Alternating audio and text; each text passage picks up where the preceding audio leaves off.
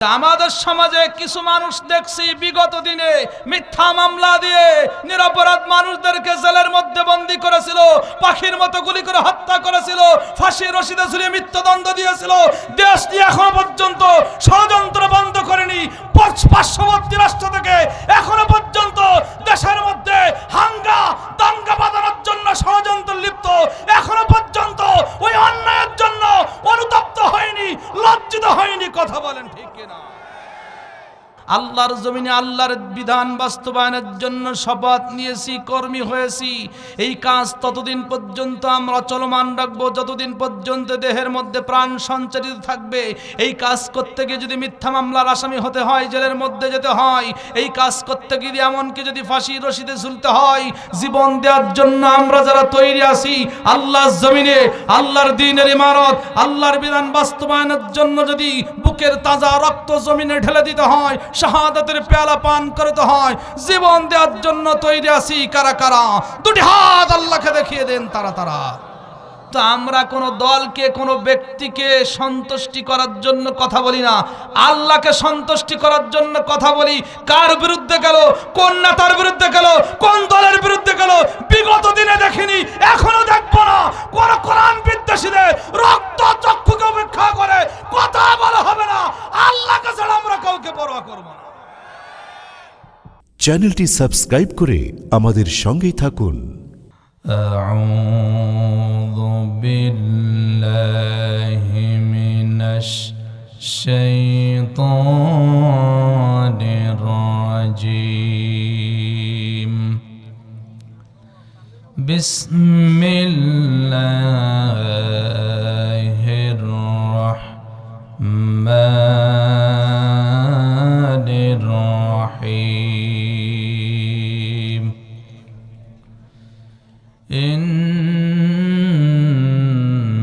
إنما وليكم الله ورسوله والذين آمنوا الذين يقيمون الصلاة ويؤتون الزكاة وهم راكعون.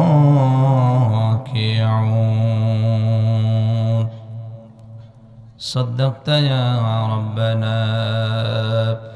حدثنا موسى بن إسماعيل حدثنا همام قال أخبرني قتادة عن صفوان بن محرز المازني قال بيننا أنا أمشي مع ابن عمر رضي الله تعالى عنهما آخذ بيده إذا عرض رجل فقال كيف سمعت رسول الله صلى الله عليه وسلم في النجوى؟ فقال سمعت رسول الله صلى الله عليه وسلم يقول إن الله يدني المؤمن فيدعو عليه كنانا ويستره فيقول وتعرف ذنب كذا، تعرف ذنب كذا، فيقول نعم أي ربي، حتى إذا قرره بذنوبه ورأى في نفسه أنه هلك قال سترتها عليك في الدنيا وأنا أغفرها لك اليوم، فيعطى كتاب حسناتي. وأما الكافر والمنافقون فيقول الأشهاد هؤلاء الذين كذبوا على ربهم ألا لعنة الله على الظالمين. رواه البخاري. যদি কথা দাও বন্ধু দিনের পথে দৃঢ় থাকবে, যদি কথা দাও দিন কায়েমে অগ্রণী ভূমিকা রাখবে, তবে তোমাকে গান শোনাবো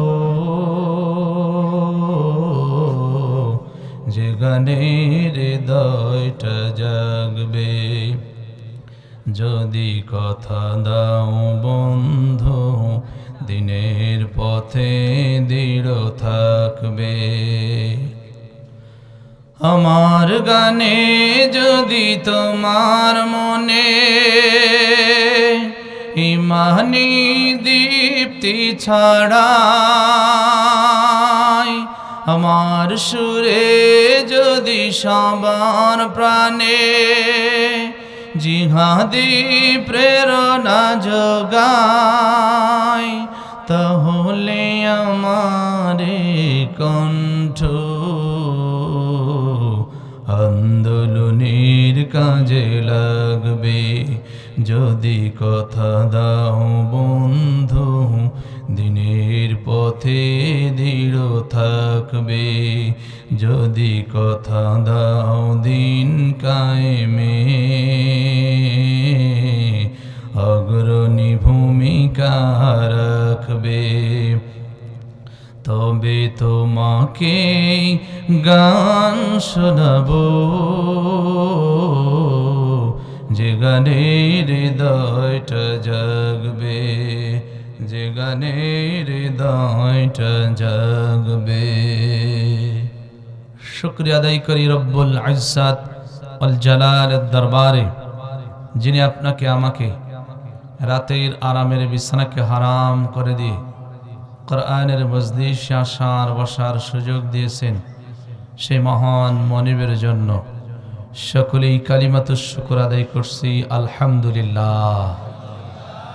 এখানে আসতে পেরে বসতে পেরে আমরা খুশি না বেজার? আসার বসার সুযোগ দিয়েছেন কে? সবাই একটু মহব্বত নিয়ে বলেন না কে? আর একটু জোরে বলা যায় না কে? আর একটু ভলিউম জোর করে দিয়ে বলা যায় না কে? ওই আল্লাহর জন্য পড়ছে আলহামদুলিল্লাহ। শুকরিয়া আদায় করলাম কার? খুশি হলেন কে? খুশি করতে চাই কাকে?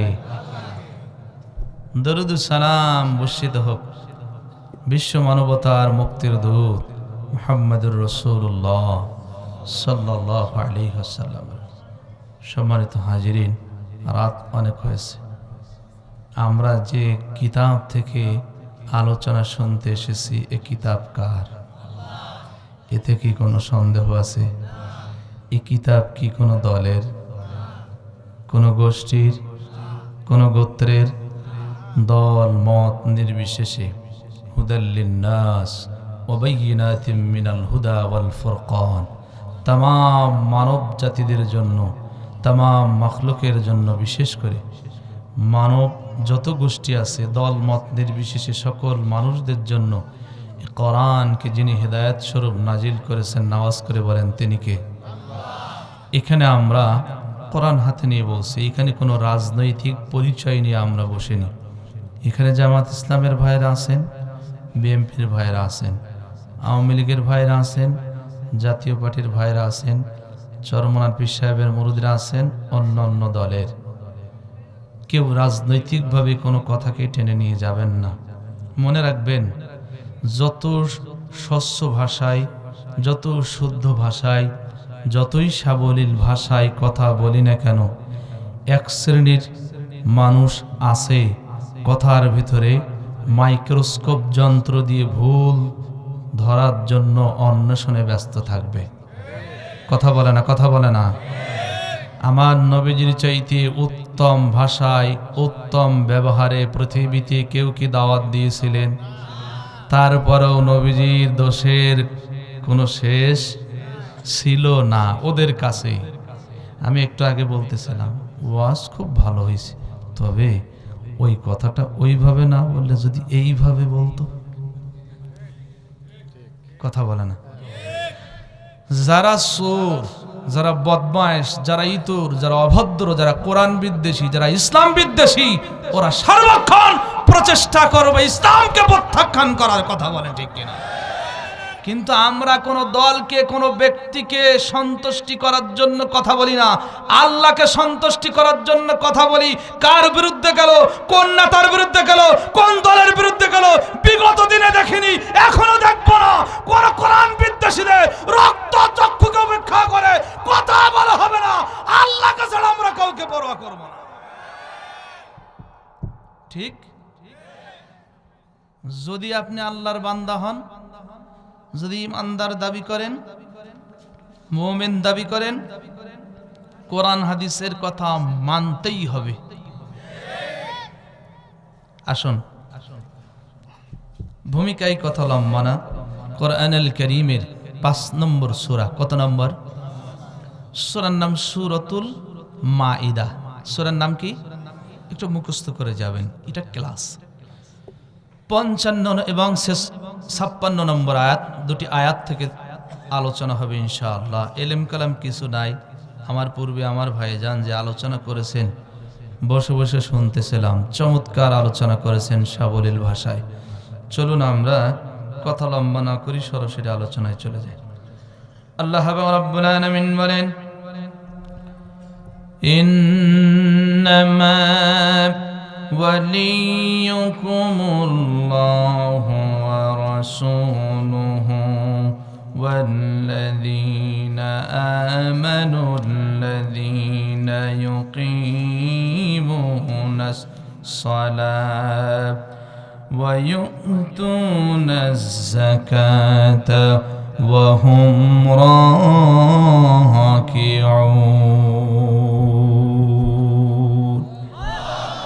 আমার আলোচনার টপিক হচ্ছে আমাদের প্রকৃত বন্ধুকে, কারণ বিপদের সময় প্রকৃত বন্ধু চেনা যায়।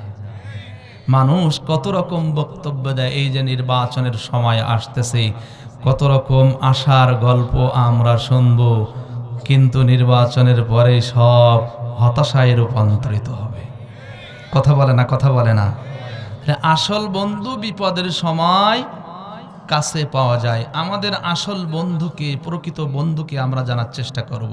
আল্লাহ তাআলা বলেন, ইন্নামা ওয়ালিয়ুকুমুল্লাহ, নিশ্চয়ই আমি আল্লাহ হচ্ছি তোমাদের প্রকৃত বন্ধু। একটা আওয়াজ করে বলা যায় না আল্লাহু আকবার। সম্মানিত ভাই এবং বাবাজিরা আমার, এবার আমরা বিস্তারিত ব্যাখ্যায় চলে যাই। আল্লাহ তাআলা আমাদের কেমন বন্ধু। আমার বয়স 33 বছর রানিং। 34 বছর পূর্বে আমার কোনো অস্তিত্ব ছিল না, পরিচয় দেওয়ার মতো আমার কোনো অস্তিত্ব ছিল না। যার বয়স 50 বছর, 51 বছর পূর্বে উল্লেখযোগ্য কোনো বস্তুই ছিল না। এখন কত নাম নিশানা, নাম হচ্ছে আব্দুর রহমান।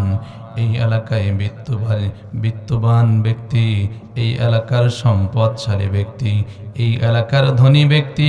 কত মানুষ তাকে সালাম দেয়, কত মানুষ তাকে সম্মান দেয়, কিন্তু আল্লাহ রাব্বুল আলামিন সূরা ইনসানের মধ্যে, এই সূরার অপর নাম সূরাতুদ দাহরের মধ্যে আল্লাহ রাব্বুল আলামিন বলেন, হাল আতা আলাল ইনসানি হিনুম মিনাদ দাহরি লাম ইয়াকুন শাইআম মাযকুরা।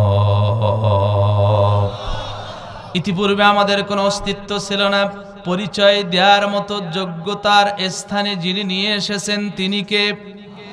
আল্লাহ রাব্বুল আলামিন বলেন, বান্দা আমি তোমাদের কেমন বন্ধু শোনো। ইন্না খালাকনাল ইনসানা মিন নুতফাতিন আমশাজ নাবতালিহি ফাজআলনাহু সামিআম বাসীরা।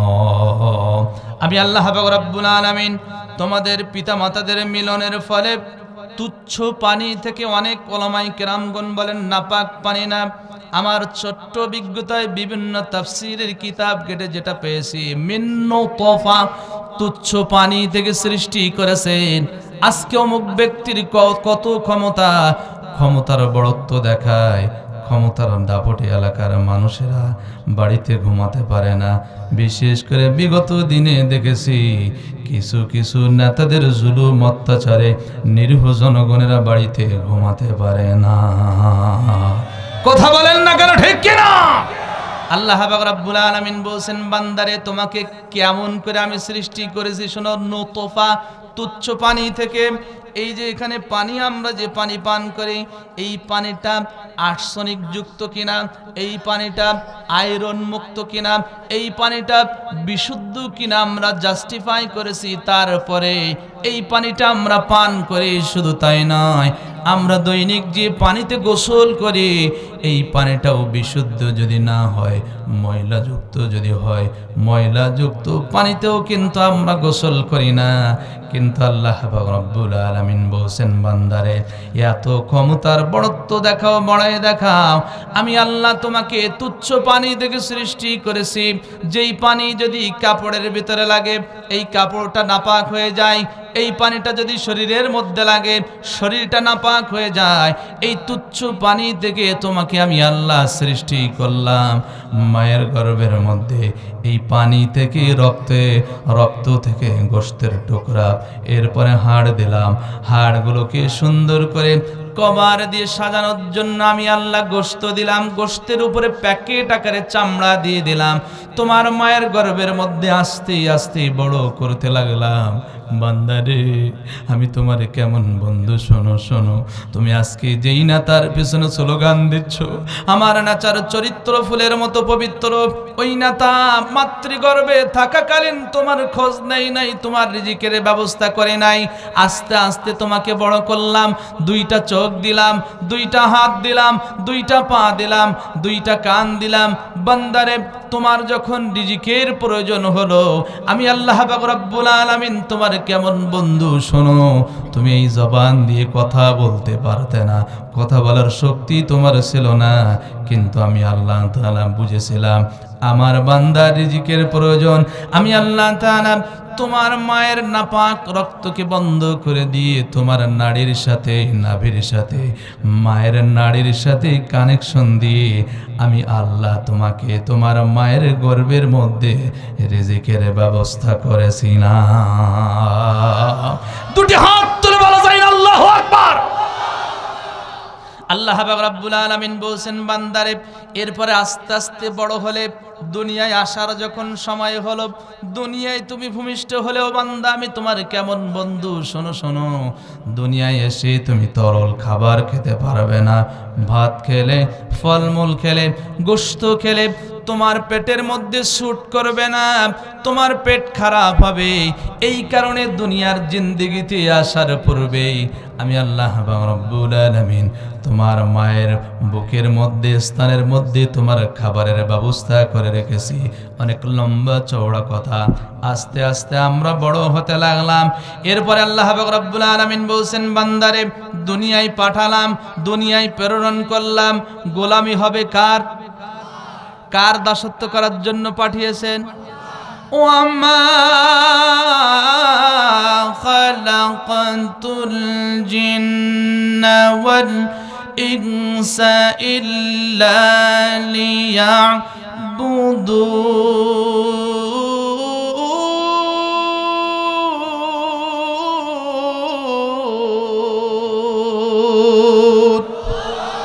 আল্লাহ তাআলা বলছেন, বান্দারে শোনো, আমি তোমার কেমন বন্ধু। আস্তে আস্তে বড় হলে নামাজ ফরজ হলো, রোজা ফরজ হলো, হজ ফরজ হলো।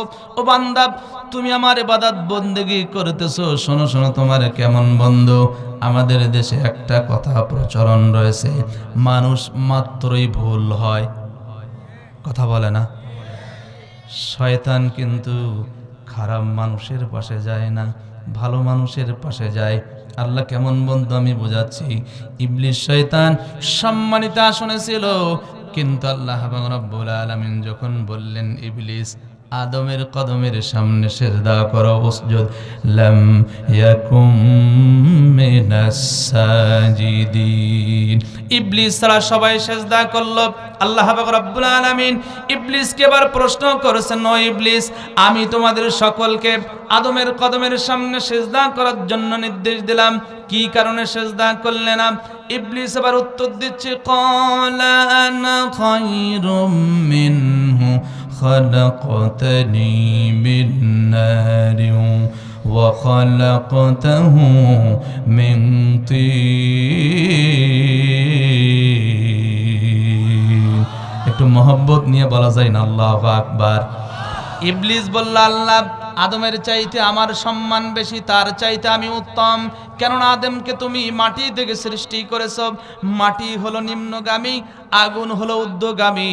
এই যে একটা মাটির ঢিলা নিয়ে আপনি মনে করেন এই এলাকার সবচেয়ে নওজোয়ান যুবক পালোয়ান আপনার গায়ের সমস্ত শক্তিকে উজাড় করে দিয়ে যদি আসমানের দিকে যদি ওই মাটির টুকরাটা যদি উঁচুর দিকে যদি নিক্ষেপ করেন, বলেন তো ওই ঢিলাটা নিচে আসবে নাকি উপরের দিকে থাকবে?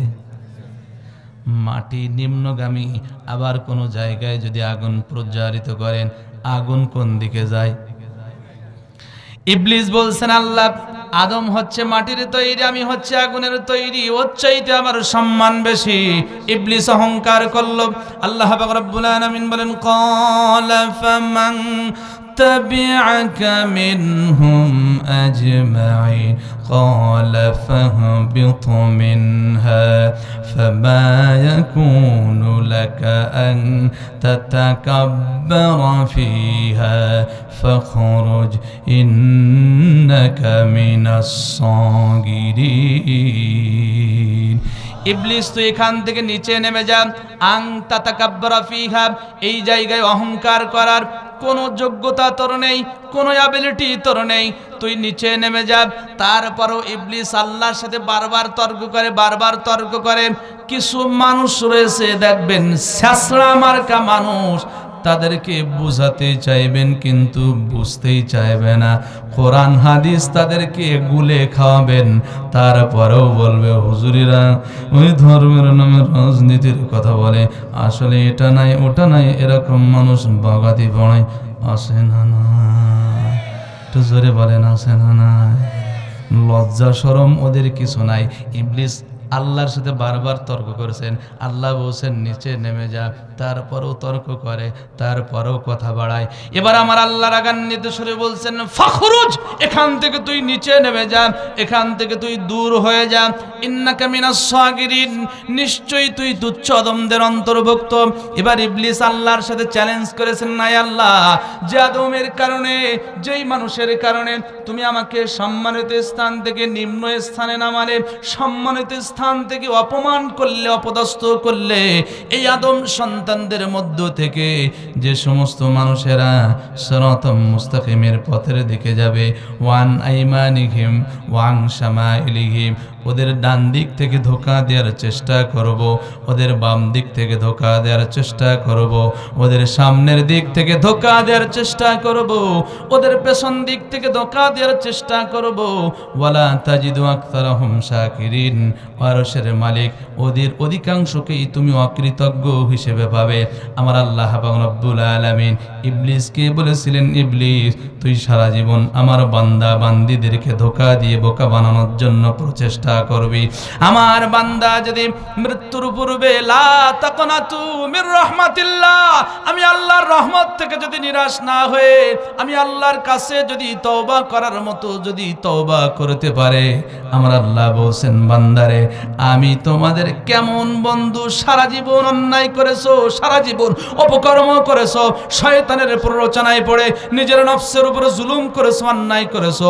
মরার পূর্বে, মৃত্যুর পূর্বে যদি একবার আমি আল্লাহকে আল্লাহ বলে ডাকতে পারো, আল্লাহ বলে ডাকতে দেরি হবে, তোমার জীবনের গুনাহগুলো ক্ষমা করতে দেরি করব না। চিৎকার দিয়ে বলেন আল্লাহু আকবার। কিন্তু আমাদের সমাজে কিছু মানুষ দেখছি বিগত দিনে মিথ্যা মামলা দিয়ে নিরপরাধ মানুষদেরকে জেলের মধ্যে বন্দী করেছিল, পাখির মতো গুলি করে হত্যা করেছিল, ফাঁসির রশিদে ঝুলিয়ে মৃত্যুদণ্ড দিয়েছিল। দেশ নিয়ে এখনো পর্যন্ত ষড়যন্ত্র বন্ধ করেনি। পার্শ্ববর্তী রাষ্ট্র থেকে এখনো পর্যন্ত দেশের মধ্যে দাঙ্গা বাঁধানোর জন্য ষড়যন্ত্র লিপ্ত, এখনো পর্যন্ত ওই অন্যায়ের জন্য অনুতপ্ত হয়নি, লজ্জিত হয়নি। কথা বলেন ঠিক কিনা?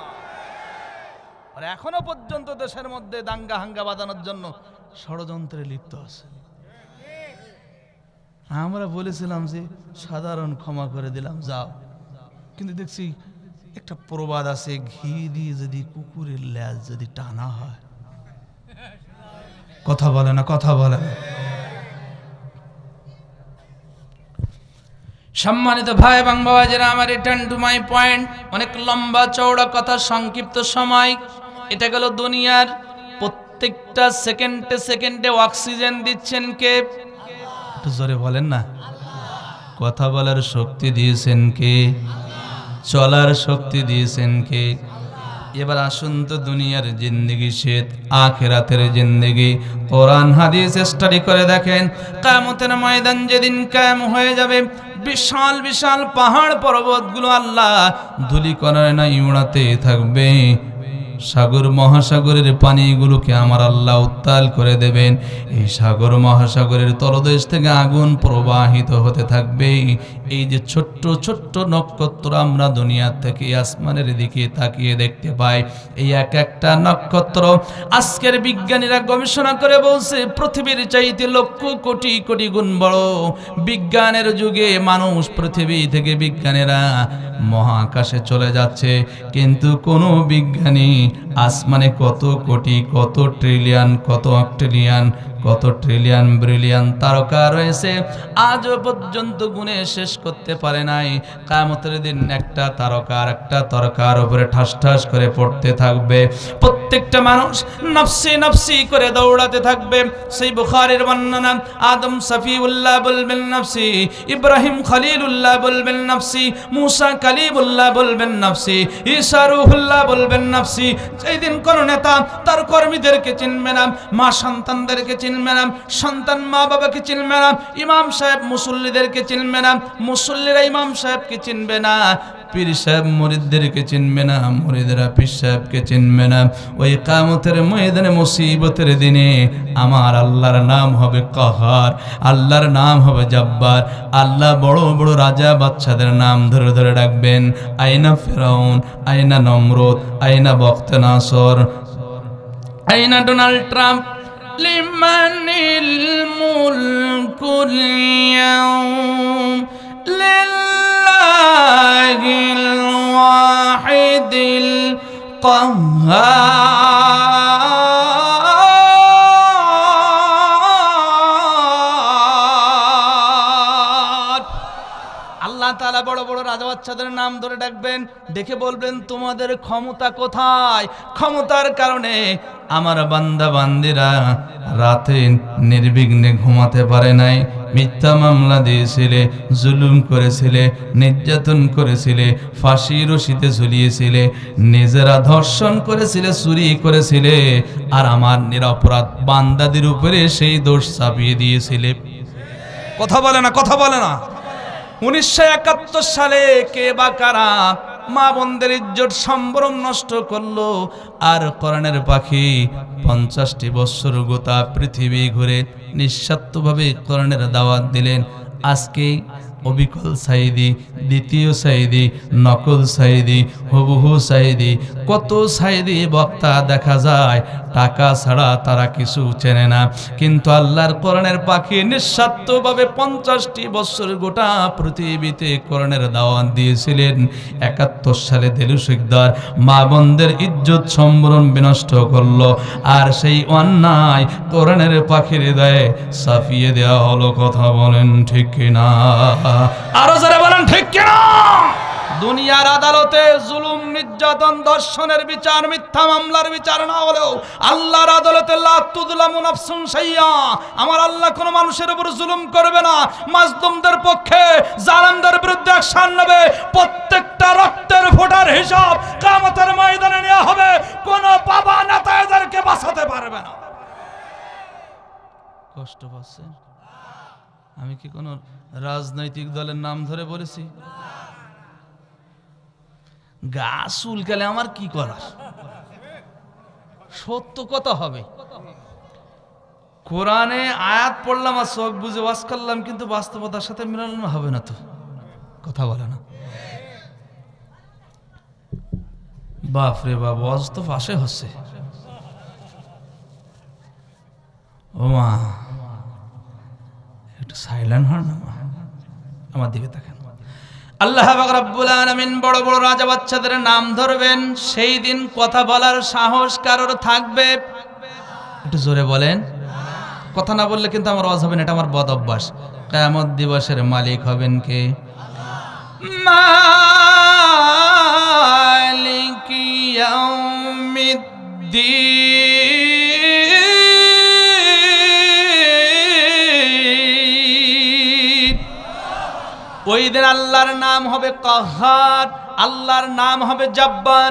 বুখারীর বর্ণনা আসছে, সেই মুসলিম শরীফের বর্ণনা আসছে, আদম নবী শুধু বলবেন নাফসি, ইব্রাহিম খলিলুল্লাহ বলবেন নাফসি, মূসা কালিমুল্লাহ বলবেন নাফসি। কোন নবী আলাইহিমুস সালাতু ওয়াস সালামরাও আল্লাহর সাথে কথা বলার দুঃসাহস দেখাতে পারবে না। আল্লাহ এত রাগান্বিত হবেন, এত রাগান্বিত হবেন। ও মুসলমান নরনারীরা, দিলের কানটা খাড়া করে দেন, আল্লাহ কেমন আমাদের বন্ধু। কিন্তু কিয়ামতের ময়দানে আল্লাহর নাম শুধু কাহ্হার হবে না, আল্লাহর নাম শুধু জব্বার হবে না। 22 নম্বর সূরা 22 নম্বর পারার 2 নম্বর পৃষ্ঠার 14 নম্বর লাইন আল্লাহ রাব্বুল আলামিন বলেন, ওয়া কানা বিল মুমিনিনা রাহিমা। আমি আল্লাহ পাক রব্বুল আলামিন মুমিনদের জন্য নরম দিলের হব আর রহমান। রহমান মানে আল্লাহ। আল্লাহ দয়ালু সবার জন্য, হিন্দুদের জন্য, বৌদ্ধদের জন্য, ইহুদিদের জন্য, খ্রিস্টানদের জন্য। আসমান থেকে যে মেঘ হয়, এই মেঘ থেকে যে জমিনে বৃষ্টি বর্ষিত হয়, শুধু মুসলমানদের জমিনে এই বৃষ্টি পতিত হয় না, হিন্দুদের জমিনেও পতিত হয়। সূর্যের আলো শুধুমাত্র মুসলমানরা ভোগ করে না, ইহুদি খ্রিস্টানরাও ভোগ করে। কিন্তু আর রহিম স্পেশাল ভাবে আল্লাহ মুমিনদের জন্য। আল্লাহর নবী বলেন, আল্লাহর ভালোবাসা দয়া হচ্ছে 100 ভাগ। এই 100 ভাগ দয়া থেকে 1 ভাগ দয়া মানুষের মধ্যে দিয়ে দিয়েছেন, ইনসান জিনের মধ্যে, মাখলুকের মধ্যে, গরু ছাগল ইত্যাদি ইত্যাদি তামাম মাখলুকাতের মধ্যে দিয়ে দিয়েছেন। এই 1% ভালোবাসার কারণে এই একটু আগে আমরা জানাজা পড়লাম। আহারে, বাবা যদি ইন্তেকাল করে সন্তান সইতে পারে না, সন্তানের 2 চোখ বেয়ে বেয়ে অশ্রু নির্গত হয়। সন্তান চলে গেলে বাবা সহ্য করতে পারে না। দুনিয়াবি জিন্দেগির একটা উদাহরণ নেন। বর্তমানে প্রত্যেকটা এলাকা থেকে প্রবাসী আমার ভাইরা আসেন, রেমিটেন্স যোদ্ধারা। এই প্রবাসে থাকে ছোট্ট ছোট্ট বাচ্চাদেরকে রেখে, স্ত্রীদেরকে রেখে, মা বাবাদেরকে রেখে কন্টিনিউ ভিডিও কলের মাধ্যমে কথা বলছে 10 বার, 15 বার, 20 বার। কিন্তু অন্তরের মধ্যে ব্যথা দূর হয় না, অন্তরের মধ্যে কষ্ট দূর হয় না। মোবাইল অ্যাপসের মাধ্যমে আমার কলিজার টুকরা সন্তানকে আমি দেখছি, কিন্তু কতদিন হয়ে গেল আমার বুকের সঙ্গে আমি নিতে পারলাম না। পশুর মধ্যেও ভালোবাসা রয়েছে, 1% ভালোবাসার কারণে এত দয়া, এত মায়া। আর আল্লাহর নবী বলেন 99% দয়া ভালোবাসা আল্লাহর কাছে আমার আল্লাহ স্পেশাল ভাবে গুছিয়ে রেখেছেন। কেন গুছিয়ে রেখেছেন? কিয়ামতের ময়দানে যেই দিন কোনো মানুষকে চিনবে না, মানুষ শুধু নাফসি নাফসি করে দৌড়াতে থাকবে, ওই কিয়ামতের ময়দানের দিনের জন্য আমার আল্লাহ তার বান্দা বান্দীদেরকে ক্ষমা করার জন্য 99% দয়া তার কাছে গুছিয়ে রেখেছেন। একটু 2টি হাত তুলে বলা যায় না আল্লাহু আকবার? আরো জোরে বলা যায় না আল্লাহু আকবার? আল্লাহর নবী বলেন, কিয়ামতের ময়দানে আল্লাহ যাদেরকে ভালোবেসে রহমতের চাদর আবৃত করে মাফ করার জন্য নিয়ত করবেন, মনোযোগ দিন, এমন একজন বান্দাকে আল্লাহ ডাকবেন পর্দার আড়ালে। ডাকার পরে বলবেন, বান্দা তুমি রাতের অন্ধকারে মানুষের দৃষ্টির অগোচরে শয়তানের প্ররোচনায় পড়ে গুনাহের কাজে লিপ্ত হয়ে নিজের নফসের উপর জুলুম করেছিলে। দুনিয়ার মানুষেরা ঘুমের মধ্যে বিভোর ছিল, কিন্তু আমি আল্লাহ ঘুমাই নাই। আমি আল্লাহ, আমার ক্যামেরায় সব রেকর্ড হয়ে রয়েছে। তুমি কি এই গুনাহ করেছিলে? তুমি কি এই গুনাহ করেছিলে? ফায়াকুলু নাম। আল্লাহর নবী বলেন, ওই আল্লাহর বান্দা বান্দিরা তখন ভয়ে থরথর করে কাঁপতে থাকবে এবং তারা ভেবে নেবে যে আমাদের জন্য জাহান্নাম ছাড়া আর কোনো পথ খোলা নাই। কারণ আমার আল্লাহ ভালো কাজের কথা মনে করিয়ে দিচ্ছেন না, খারাপ কাজের কথা মনে করিয়ে দিচ্ছেন। মনে হয় আমার জন্য জাহান্নাম অবধারিত হয়ে গিয়েছে। আল্লাহর নবী বলেন, এবার আল্লাহ বলবেন, বান্দারে দুনিয়ার জিন্দেগির তুমি অন্যায় করেছিলে, অপকর্ম করেছিলে। এই অন্যায়গুলো মানুষের কাছে তুমি প্রকাশ করনি, তুমি মানুষের কাছে প্রকাশ করেনি, গোপন রেখেছিলে। ও আমার কলিজার টুকরা যুবক ভাইরা, অনেক সময় শয়তানের ওয়াসওয়াসায় পড়ে মানুষের দৃষ্টির অগোচরে আমরা গুনাহের কাজে লিপ্ত হলেও হতে পারি বা হয়েও যেতে পারে। খবরদার খবরদার, এই কাজগুলো অন্যায়গুলো মানুষের কাছে প্রকাশ করবেন না। আল্লাহ তাআলা কিয়ামতের ময়দানে এই পাপগুলো গোপন রাখলেও রাখতে পারেন। নবীজি আমার বলেন, এবার ওই সমস্ত বান্দা বান্দীদেরকে আল্লাহ ডাক দিয়ে বলবেন, বান্দারে, দুনিয়ার জিন্দেগিতে তুমি যেমন তোমার পাপের কথাগুলো গোপন রেখেছিলে, আজকের কিয়ামতের ময়দানেও আমি আল্লাহ তোমার সেই আমল নামায় সেই অন্যায়গুলো আমি গোপন রেখে দিলাম। আমি আল্লাহর পক্ষ থেকে তোমাকে ক্ষমার ঘোষণা দিয়ে দিলাম। যাও যাও যাও, জাহান্নামের আগুন তোমার জন্য হারাম করে দিলাম, জান্নাত তোমার জন্য ওয়াজিব করে দিলাম। একটু দুটি হাত তুলে বলা যায় না আল্লাহু আকবার।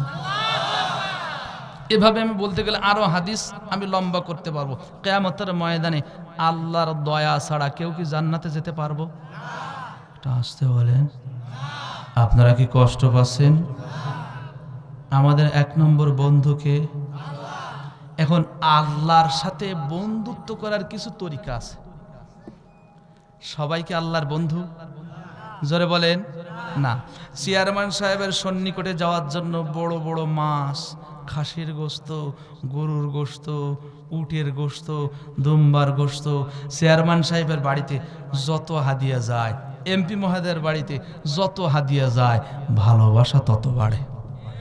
কথা বলে না, কথা বলে না। আমার আল্লাহর কি খাওয়ার কিছু প্রয়োজন আছে?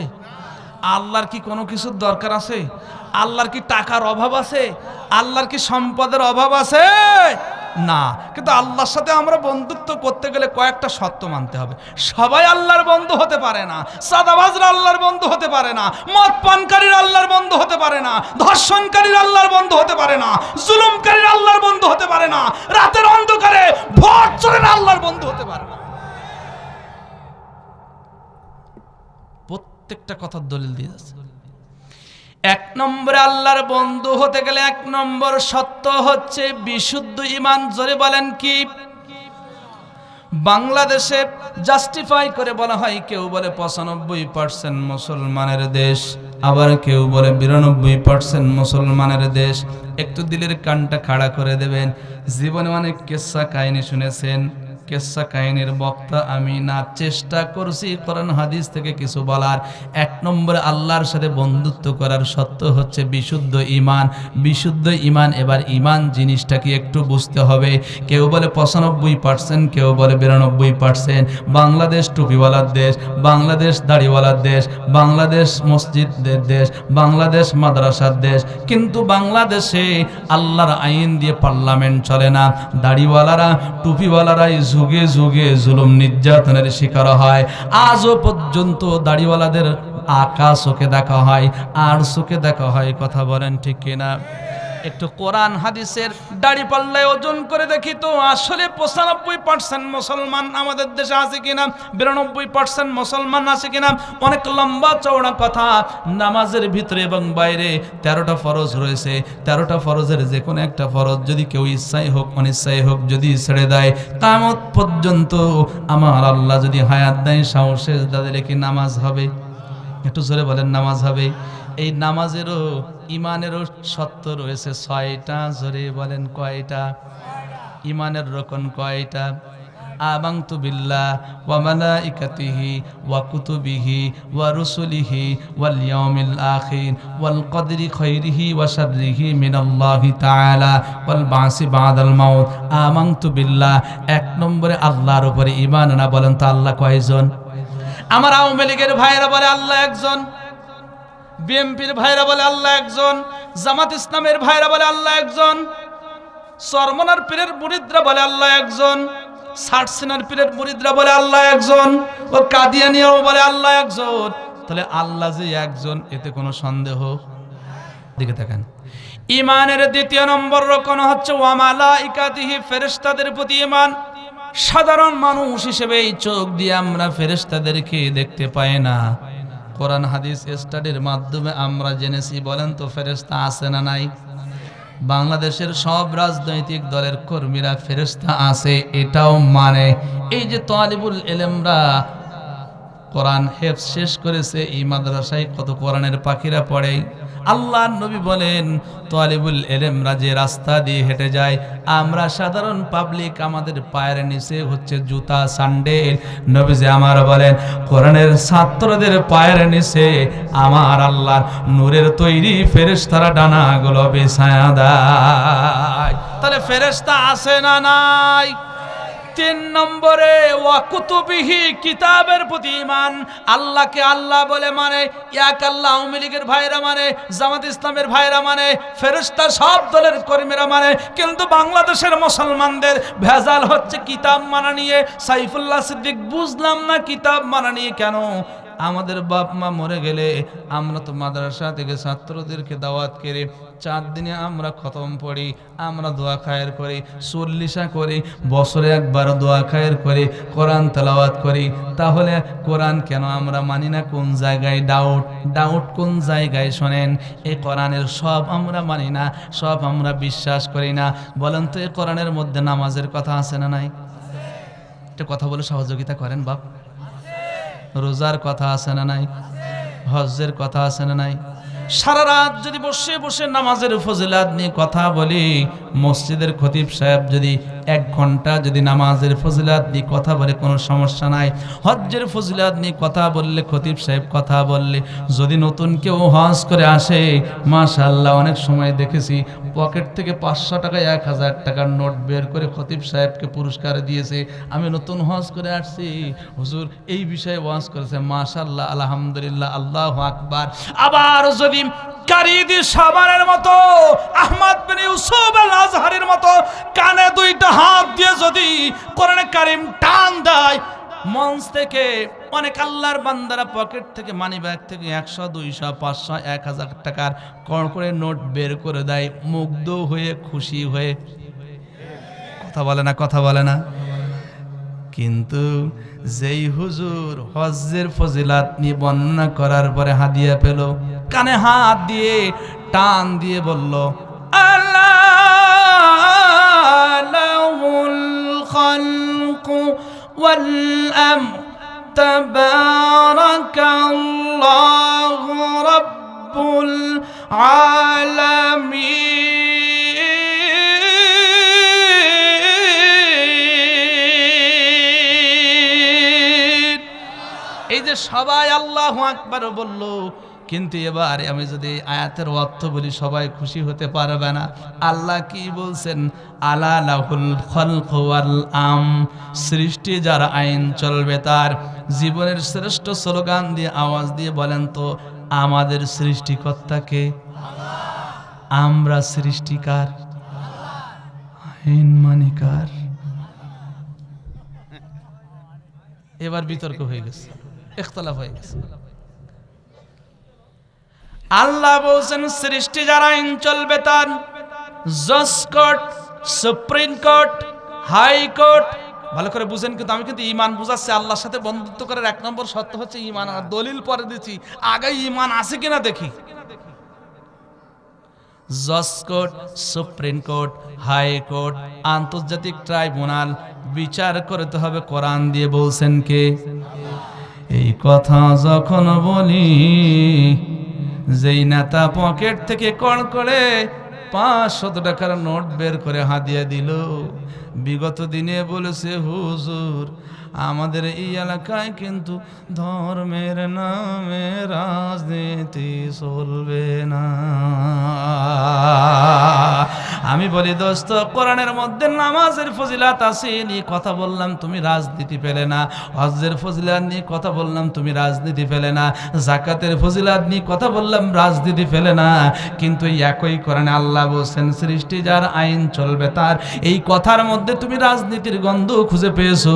এখান থেকে হাজার হাজার বছর পূর্বে মুসা কালিমুল্লাহ আলাইহিস সালাতু ওয়াস সালাম যখন ফিরআউনের রাজদরবারে ইসলামের দাওয়াত দিয়েছিলেন, আল্লাহ প্রদত্ত আইনের দাওয়াত দিয়েছিলেন, তাওহীদের দাওয়াত দিয়েছিলেন। ফেরাউন বিরোধিতা করেছিল, নমরুদ বিরোধিতা করেছিল, আবু জাহাল বিরোধিতা করেছিল, আবু লাহাব বিরোধিতা করেছিল।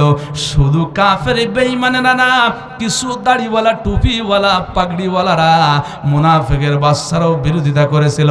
আজকের সমাজেও নামাজে বিরোধিতা করে না, রোজায় বিরোধিতা করে না, কিন্তু কোরআন দিয়ে বিচার হোক এটা যারা চাই না, এরা নামাজ পড়লেও ওদের রক্ত পরীক্ষা করলে দেখা যাবে আব্দুল্লাহ ইবনে উবাইয়ের রক্ত ওদের শরীরের মধ্যে প্রবাহমান।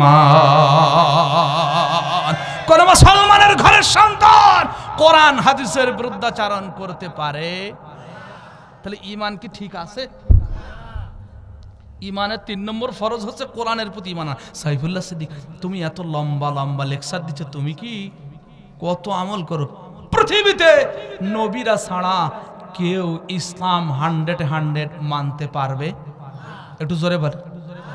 কিন্তু আমাদের এমন কোনো দুঃসাহস নেই যে কোরআনে এটা মানি না, কোরআনে ওটা বিশ্বাস করি না, এরকম দুঃসাহস কি কারোর আছে? এখন আমি একটু দলিল দিয়ে যাই তো, বিচার ব্যবস্থার কথা কোরআনে আছে কিনা একটু দেখবো। কথা বলে না, কথা বলে না, কারণ আগামীকালকে আবার যে বলবো ও তো ওয়াজ হয়েছে না, শুধু রাজনীতি হয়েছে। কথা বলে না। তা আমি একটু দলিল দিয়ে যাই। আমি কিন্তু আস্তে আস্তে সামনে এগোচ্ছি, আপনারা কষ্ট পাচ্ছেন। 4 নম্বর সূরা, আমার ভাই একটু খেয়াল করেন, আপনি তো আরবি পড়তে পারেন কিনা জানি না, না জানলেও অন্তত আয়াত নম্বরটা তো বলতে পারবেন। 4 নম্বর সূরা, সূরার নাম সূরা আন-নিসা। কত নম্বর সূরা? 4 নম্বর সূরা, সূরা আন-নিসার 105 নম্বর আয়াত, 5 নম্বর পারার 14 নম্বর পৃষ্ঠার 14-15 নম্বর লাইন। একটু জোরে আল্লাহু আকবার হয় না? আল্লাহ রাব্বুল আলামিন বলেন, ইন্না আনজালনা ইলাইকাল কিতাবা বিল হক লিতাহকুমা বাইনান নাসি বিমা আরাকাল্লাহ ওয়া লা তাকুল লিল খাইনিনা খাসীমা।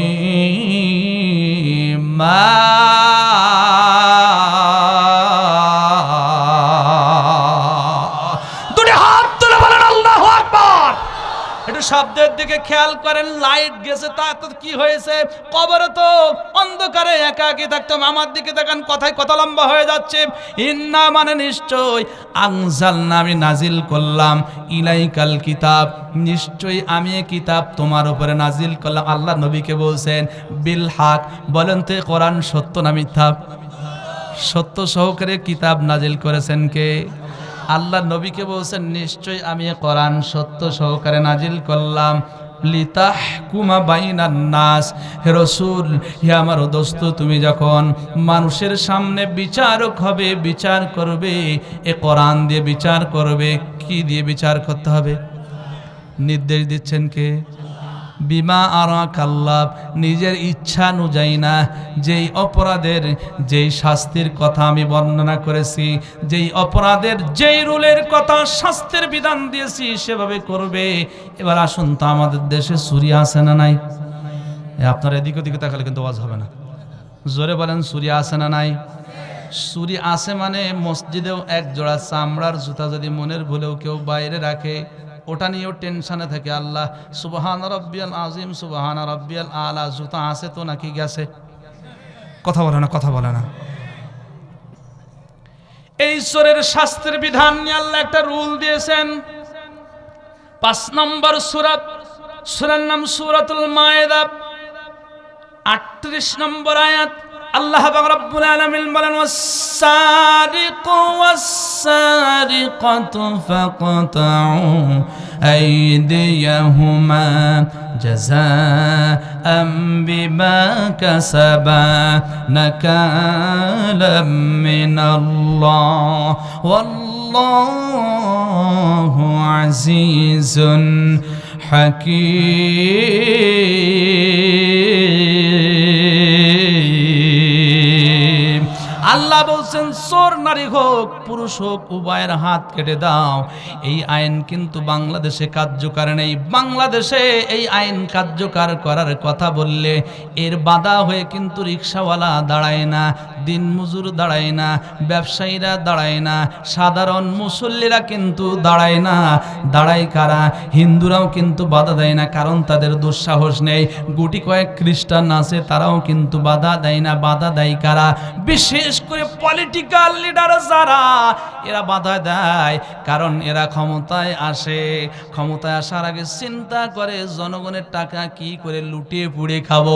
বিগত দিনে দেখেছি জনগণের রক্ত পানি করা ট্যাক্সের টাকা নিয়ে এরা বাংলাদেশ থেকে পাচার করে ইউরোপে বেগম পাড়া তৈরি করেছে। কথা বলেন ঠিক কিনা?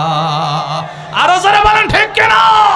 বাংলার জমিনে যদি এই বিধান কায়েম থাকতো, সর্দারকে ধরো যদি বাইতুল মুকাররমের সামনে যদি প্রকাশ্যে হাত কেটে স্যাটেলাইটের মাধ্যমে যদি গোটা বাংলাদেশের মানুষদেরকে যদি দেখানো হতো, চুরি করা তো দূরের কথা, ও ঘুমের ঘরেও চুরি করা স্বপ্ন বন্ধ হয়ে যেত।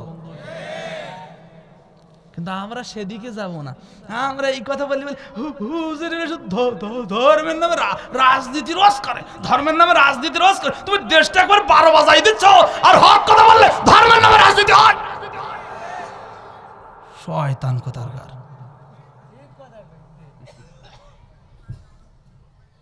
তুমি জম্মের খাওয়া খাবা, তুমি সুদ খাবা, খাইলে দোষ নেই, আর আমি বললে দোষ। তুমি চুরি করলে দোষ নেই, আমি বললে দোষ।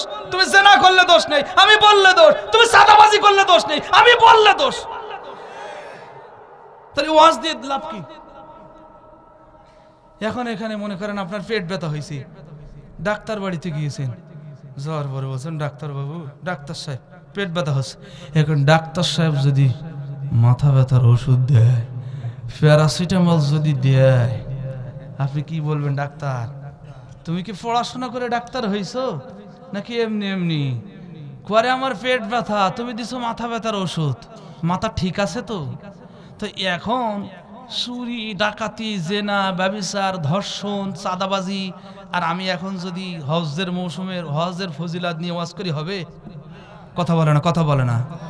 যখন যেই অপরাধ হবে সেই অপরাধের বিরুদ্ধেই ওয়াজ হবে, কারণ আমরা তাদেরকে ছোট করতে চাই না। তো আমরা চাই তারা আমার ভাইরা ফিরে আসুক।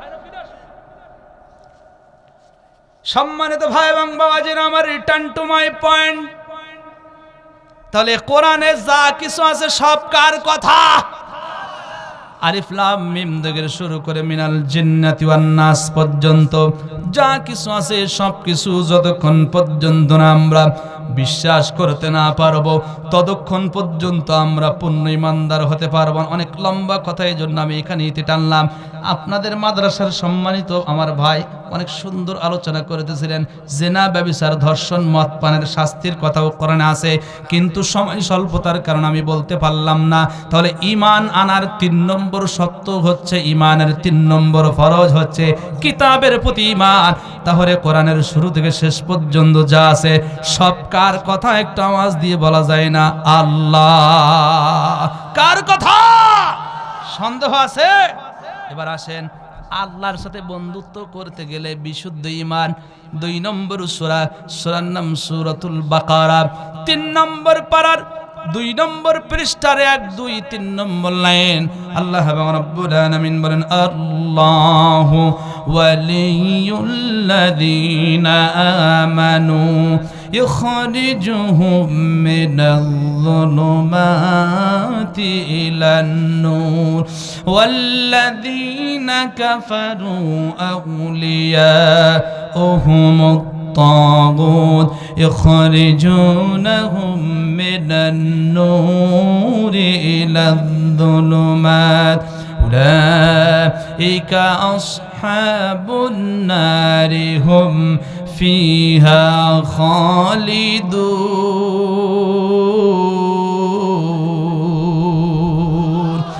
الله ولي الذين آمنوا।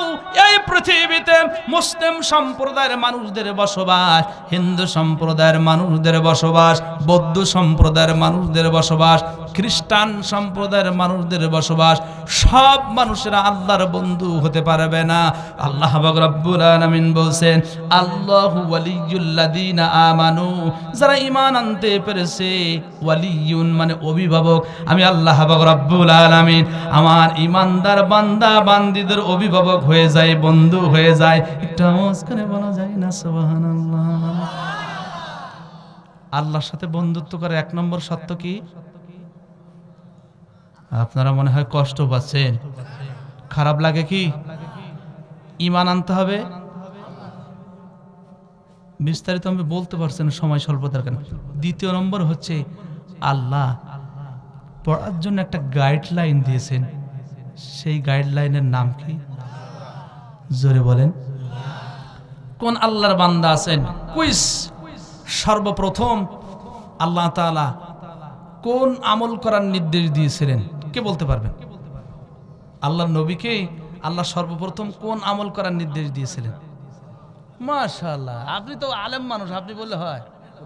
মাশাআল্লাহ, সামনের থেকে উত্তর আসছে কি? জিহাদ সর্বশ্রেষ্ঠ ইবাদত। নামাজ ঈমানের পরে শ্রেষ্ঠ ইবাদত। কিন্তু আল্লাহ আগে জিহাদ করার কথা বলেননি, আল্লাহ আগে নামাজ পড়ার কথা বলেননি। আল্লাহ তাআলা কি বলেছিলেন? ইকরা বিসমি রাব্বিকাল্লাযী খালাক। আল্লাহ বলেন, বান্দা তুমি যদি আমার সাথে বন্ধুত্ব করতে চাও, দ্বিতীয় নম্বর সত্য হচ্ছে আমি আল্লাহর দেয়া কোরআনে কারীম তেলাওয়াত করো। একটা আওয়াজ করে বলা যায় না আল্লাহু আকবার? সম্মানিত ভাই এবং বাবাজিরা আমার, দুঃখের বিষয় হলো অপ্রিয় সত্য কথা। আমি ছোট্টবেলায় দেখেছি প্রত্যেকটা বাড়ি থেকে ফজরের নামাজের পরে কোরআনে কারীমের তেলাওয়াত ভেসে আসতো। কিন্তু বর্তমানে মুসলমানদের বাড়িতে কোরআন আছে, কিন্তু এই কোরআন মুসলমানরা হাতে নেয় না, মুসলমানরা বুকের সাথে লাগায় না, মুসলমানরা কোরআনে কারীম তেলাওয়াত করে না। এই যে জান্নাতের বাগান, এখানে দেখেন জান্নাতের পাখিরা কত সুন্দর করে কোরআনে কারীম দিনরাত 24 ঘন্টা তেলাওয়াত করছে। আজকের মুসলমানরা কেন সারা পৃথিবীতে মার খাবে না? কারণ মুসলমানরা যেই দিন থেকে আল্লাহর দেয়া বিধান ছেড়ে দিয়েছে, সেই দিন থেকে মুসলমানরা মার খেতে শুরু করেছে। কথা বলেন ঠিক কিনা? কবি সম্রাট আল্লামা ইকবাল রহমতুল্লাহ আলাইহি বলেন, ওহ দুনিয়া বে মুআজ্জাজ থে মুসলমান হোকর, ওহ দুনিয়া মে মুআজ্জাজ থে মুসলমান হোকর, আজ তুম জলিলে কর হুয়ে তারিখে করা হোকর। তদানীন্তন সময়ে মুসলমানরা কোরআন ধীরে ধরে হয়েছিল সেরা, আর আজকের সমাজের মুসলমানরা কোরআন ছেড়ে হয়েছে লাঞ্ছিত বঞ্চিত। কথা বলেন ঠিক কিনা? আরো জোরে বলেন ঠিক কিনা? কোরআন আমার জীবন মরণের দিশা। কোরআন ছেড়ে যখন মানুষ মানব রচিত আইনের পেছনে দৌড়াবে, অবসংস্কৃতির পেছনে দৌড়াবে, তখন মানুষ পদে পদে লাঞ্ছিত হবে। আজকে দেখেন আল্লাহর গোলামেরা কত সুন্দর। প্রথমে যে বাচ্চাটা, আহারে কত ছোট্ট বাচ্চা, ওর কলিজা কোথায় আছে আল্লাহই ভালো জানে। এত ছোট্ট বাচ্চা, এই 30 পারা কোরআন হৃদয়ের মধ্যে আল্লাহ স্থান করে দিয়েছেন। একটু জোরে বলা যায় না আল্লাহু আকবার? তাকে কত সম্মানিত করা হলো। কোরআন মানুষকে সম্মানিত করে নাকি অপমানিত করে? একটু জোরে বলেন। কোরআনের পাখিকে কত মামলা দিয়ে অপমান করার জন্য প্রচেষ্টা করা হলো। নিজের ওসিয়াত ছিল দারুল কোরআন সিদ্দিকিয়া কামিল মাদ্রাসায় দাফন করা হবে, সেই ওসিয়াতটুকু পূরণ করতে দেওয়া হয়নি। তাকে জাতির কাছে ছোট করার জন্য কত ষড়যন্ত্র করা হলো। কিন্তু আল্লাহ যাকে সম্মানিত করে তাকে কেউ কি অপমানিত করতে পারে? একটু জোরে বলেন। যাই হোক, কথায় কথা বেড়ে যাচ্ছে। দ্বিতীয় নম্বর আল্লাহর সাথে বন্ধুত্ব করার ফর্মুলা হচ্ছে কোরআনে কারীম পড়া। কোরআনে কারীম পড়ার তেলাওয়াতের ফজিলত সম্পর্কে মনে করেছিলাম কিছু কথা বলবো, কিন্তু আমার সম্মানিত ভাই বলেছেন আর সময় স্বল্পতার কারণে বললাম না। 3 নম্বর হচ্ছে আমরা ঈমান আনলাম, কোরআন পড়লাম, ডাক্তারের কাছে গেলাম, ডাক্তার প্রেসক্রিপশন লিখে দেন, প্রেসক্রিপশন পড়লে কিন্তু রোগ সারে না। আল্লাহ বলছেন আমি যে চিঠি দিয়েছি, প্রেসক্রিপশন দিয়েছি, বান্দা তুমি এই প্রেসক্রিপশনটা তোমার বাস্তব জীবনে কাজে লাগাও। একটা আওয়াজ করে বলা যায় না আল্লাহু আকবার। আল্লাহ রাব্বুল আলামিন বলেন ফামান তাবিআ হুদায়া ফালা খাউফুন আলাইহিম ওয়ালা হুম ইয়াহজানুন। হিদায়া নামক এই প্রেসক্রিপশনটা যদি তোমার পরিবারের মধ্যে তোমরা যদি লাগাতে পারো, এই প্রেসক্রিপশন অনুযায়ী পরিবার চালাতে পারো, পরিবারের মধ্যে কোনো ভয় থাকবে না, কোনো দুশ্চিন্তা থাকবে না। সমাজের মধ্যে যদি তোমরা লাগাতে পারো, হিদায়া নামক কোরআন অনুযায়ী যদি সমাজ পরিচালনা করতে পারো, তামাম ভয় এবং দুশ্চিন্তার হাত থেকে যিনি হেফাজত করবেন, জোরে বলেন তিনি কে? এবার আমরা ব্যক্তি জীবনে মানলাম 4 নম্বরে আল্লাহর সাথে বন্ধুত্ব করার ফর্মুলা হচ্ছে, আল্লাহ রাব্বুল আলামিন বলেন শুধু ব্যক্তি জীবনে মানলে হবে না, সমাজ জীবনে, রাষ্ট্রীয় জীবনে এটা বাস্তবায়নের জন্য প্রচেষ্টা করো।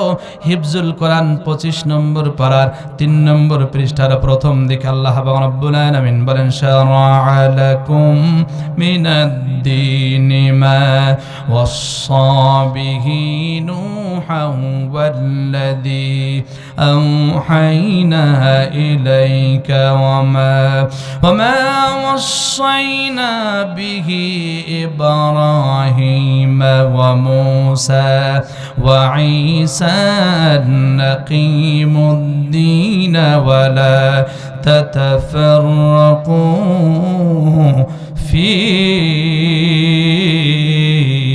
فيه সকলে আওয়াজ করে বলা যায় না আল্লাহু আকবার।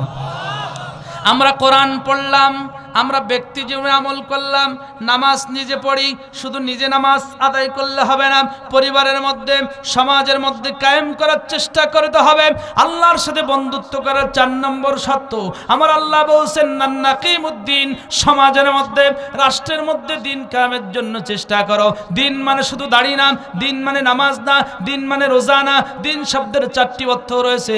মালিক ইয়াউমিদ্দিন, দিন শব্দের অর্থ হচ্ছে প্রতিদান দিবস, দিন শব্দের অর্থ হচ্ছে আনুগত্য, দিন শব্দের অর্থ হচ্ছে আনুগত্যের পদ্ধতি। 4 নম্বরে সূরা আল মুমিন, যার অপর নাম হচ্ছে সূরা আল গাফির, 26 নম্বর আয়াতে আমার আল্লাহ বলেন দিন মানে হচ্ছে রাষ্ট্রের নিয়ম নীতি। এই রাষ্ট্রের নিয়ম নীতি আমি আল্লাহ কোরআনে কারিমের মধ্যে দিয়ে দিয়েছি। এই বিধিবিধান যতক্ষণ পর্যন্ত না কায়েম না হয়, ততক্ষণ পর্যন্ত তোমরা তোমাদের প্রচেষ্টা অব্যাহত রাখবে। একটা আওয়াজ করে বলা যায় না সুবহানাল্লাহ।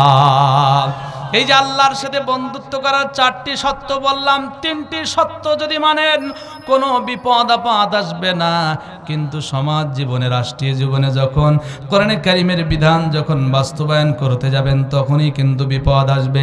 আল্লাহর হাবিব সাল্লাল্লাহু আলাইহি ওয়াসাল্লাম গোপনে দাওয়াত দিয়েছিলেন, কোনো সমস্যা হয় নাই। প্রকাশ্যে যখন কোরআন বাস্তবায়ন করার জন্য, আল্লাহর বিধান বাস্তবায়নের জন্য যখন প্রচেষ্টা করেছিলেন, যেই মক্কার মানুষেরা আমার নবীকে বলেছিলেন আল্লাহ আমিন, যেই মক্কার মানুষেরা নবীকে বলেছিলেন সাদিক, যেই মক্কার মানুষেরা নবীকে বলেছিলেন আল্লাহ আমিন, সেই মানুষেরা বলল মুহাম্মদ বিন আবদুল্লাহ হচ্ছে মিথ্যাবাদী, মুহাম্মদ হচ্ছে জাদুকর, মুহাম্মদ হচ্ছে কবি। আজও যদি আপনি আমি যদি একই কাজ যদি করি, বিভিন্ন নামে আপনাকে আমাকে ডাকা হবে, তারপরেও কি কিয়ামতে দিনের কাজ ছেড়ে দেওয়া যাবে? একটু জোরে বলেন যাবে? আজকের এই প্যান্ডেল থেকে আমরা প্রতিজ্ঞাবদ্ধ হতে পারি না, আমরা ওয়াদাবদ্ধ হতে পারি না? আল্লাহর জমিনে আল্লাহর বিধান বাস্তবায়নের জন্য শপথ নিয়েছি, কর্মী হয়েছি। এই কাজ ততদিন পর্যন্ত আমরা চলমান রাখবো যতদিন পর্যন্ত দেহের মধ্যে প্রাণ সঞ্চারিত থাকবে। এই কাজ করতে গিয়ে যদি মিথ্যা মামলার আসামি হতে হয়, জেলের মধ্যে যেতে হয়, এই কাজ করতে গিয়ে এমনকি যদি ফাঁসির রশিদে ঝুলতে হয়, জীবন দেওয়ার জন্য আমরা যারা তৈরি আছি, আল্লাহর জমিনে আল্লাহর দ্বীনের ইমারত, আল্লাহর বিধান বাস্তবায়নের জন্য যদি বুকের তাজা রক্ত জমিনে ঢেলে দিতে হয়, শাহাদাতের পেয়ালা পান করতে হয়, জীবন দেওয়ার জন্য তৈরি আছি কারা কারা? 2টি হাত আল্লাহকে দেখিয়ে দেন তারা তারা।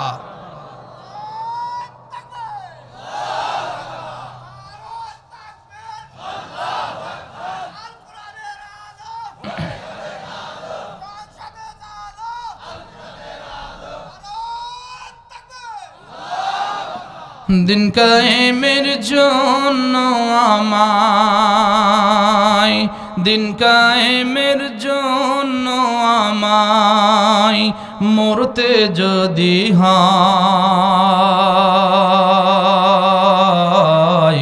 এমন মরণ দাও গো প্রভু ও গো দয়াময়, এমন মরণ দাও গো প্রভু ও গো দয়াময়। আল্লাহ তাআলার হুকুম শোনো, যুদ্ধে বাহির হও না কেন, আল্লাহ তাআলার হুকুম শোনো, যুদ্ধে বাহির হও না কেন, মাজলুমানের কান্না তোমার, মাজলুমানের কান্না তোমার কেমনে প্রাণে সায়,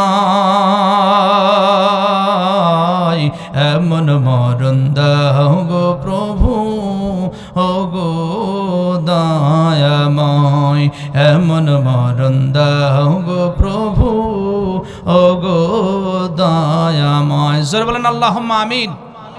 আল্লাহর সাথে বন্ধুত্ব করার 1 নম্বর সত্য কি? বিশুদ্ধ ঈমান।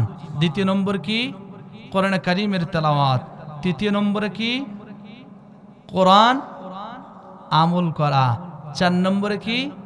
বাস্তব জীবনে, সামাজিক জীবনে, রাষ্ট্রীয় জীবনে এটা কায়েম করার জন্য চেষ্টা করা। কয়টা সত্য হলো?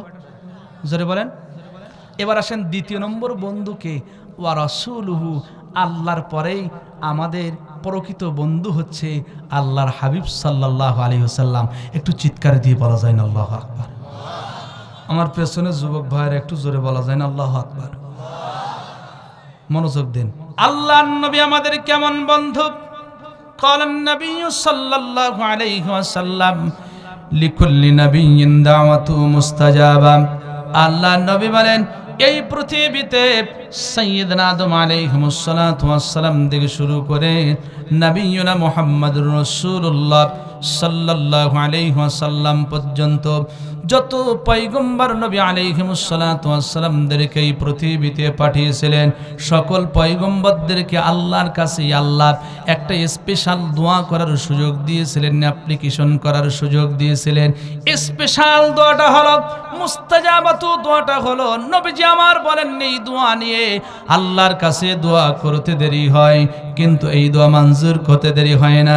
আল্লাহর নবী বলেন, আদম নবী থেকে শুরু করে ঈসা রূহুল্লাহ পর্যন্ত প্রত্যেকটা পয়গম্বরেরা দুনিয়া থেকে সেই স্পেশাল দোয়া চেয়ে নিয়েছেন, কিন্তু আমি নবীজি স্পেশাল দোয়াটা চাই নাই।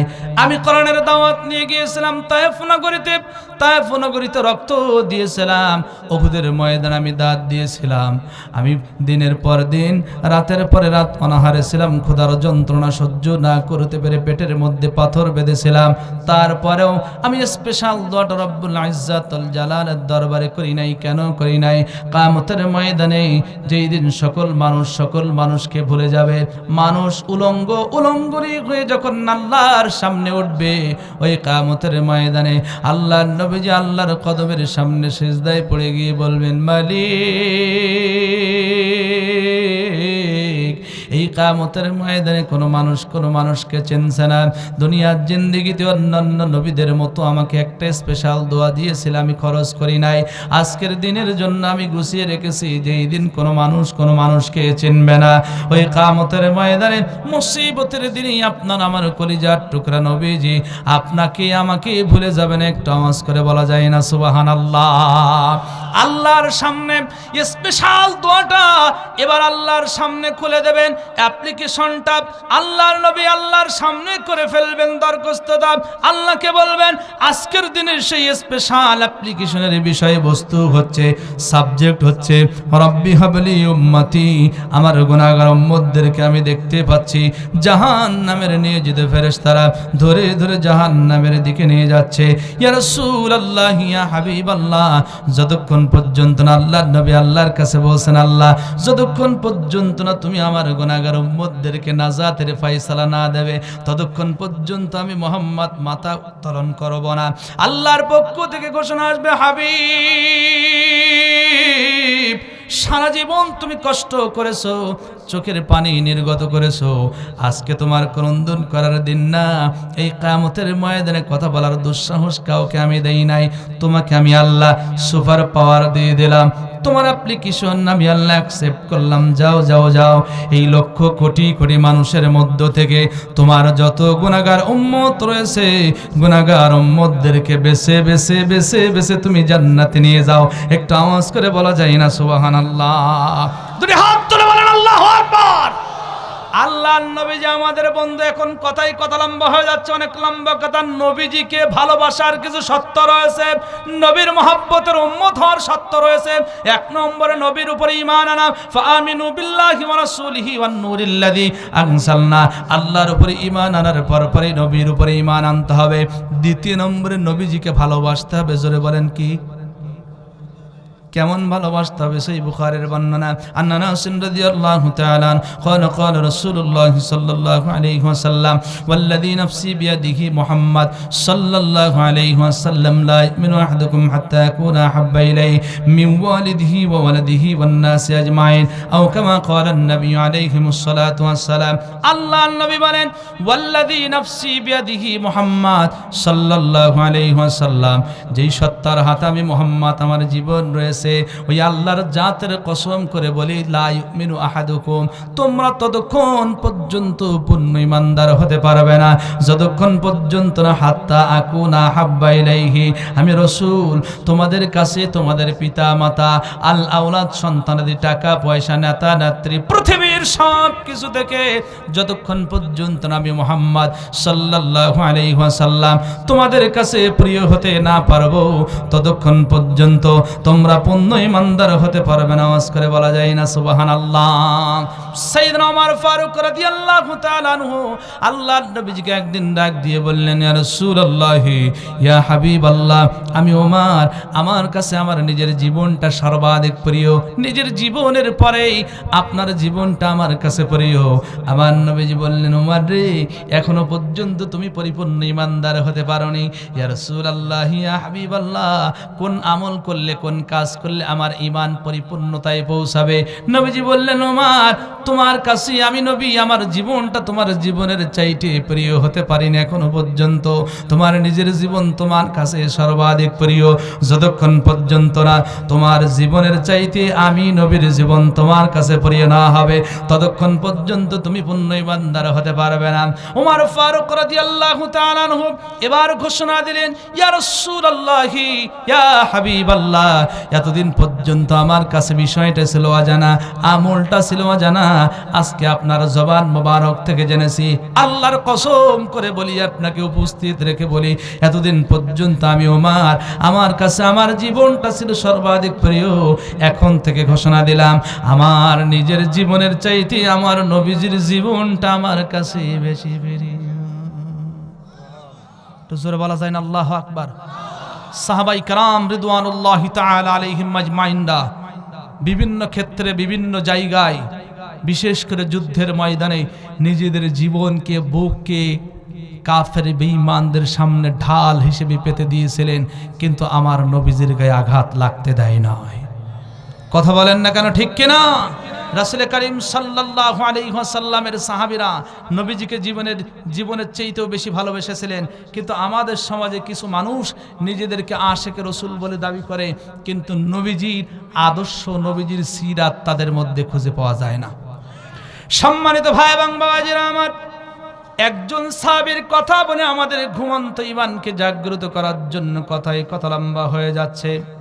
নবীজিকে কেমন করে নিজেদের জীবনের চাইতে বেশি ভালোবেসেছিলেন। আমরা তো একটু বিপদ আপদ দেখলেই নবীর পথ থেকে দূরে সরে আসি, বলি সময় বেশি ভালো না, বিপদ আছে ওদিকে যাব না সেদিকে। কথা বলে না? কথা বলে না? বলে হুজুর সময় বেশি ভালো না, যেদিকেই পানি পড়ে সেদিকেই ছাতা ধরেন, এমন লোক আছে না নাই? কিন্তু আল্লাহর পয়গম্বরের সাহাবীরা জীবনকে বাজি রেখেছিলেন, কিন্তু কাফের বেঈমানদের কাছে ঈমান বিক্রি করে নাই। একজন সাহাবীর নাম হচ্ছে হযরত খুবাইব বিন আদি রাদিয়াল্লাহু তাআলা আনহু। আল্লাহর নবীর সাহাবীরা ইসলাম ধর্ম কবুল করার কারণে, কালিমা পড়ার কারণে মক্কার কাফের বেঈমানেরা আমার নবীজির উপরে এবং সাহাবীদের উপরে জুলুম নির্যাতন করেছিল, আল্লাহর পক্ষ থেকে নির্দেশ আসলো মক্কা নগরীতে আর থাকা যাবে না, পর্যায়ক্রমে ক্রমে তোমার সাহাবীদেরকে মক্কা থেকে মদিনায় হিজরত করতে বলো।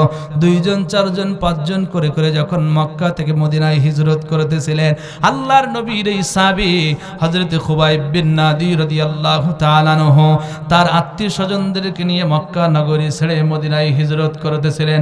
প্রতিমধ্যে কিছু কাফের বেঈমানদের সাথে দেখা হয়ে গেল, তারা হচ্ছে আত্মীয় স্বজন মুশরিকা।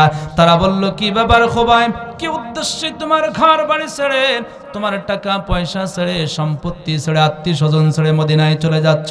কেন আমরা যাচ্ছি তোমরা কি জানো না?